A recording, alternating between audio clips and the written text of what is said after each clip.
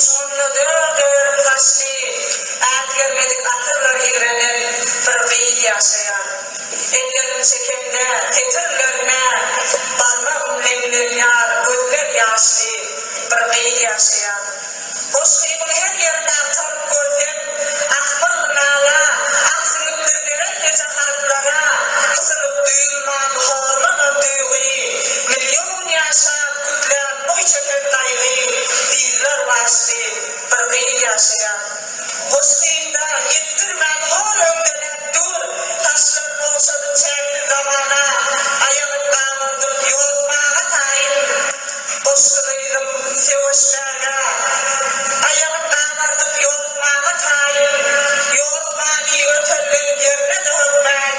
Hoş kıyım sevoşlara da tayin, dağıtlı, feryatlı, oçaktan oçak, eller taşlı, bir gıyı yaşayan.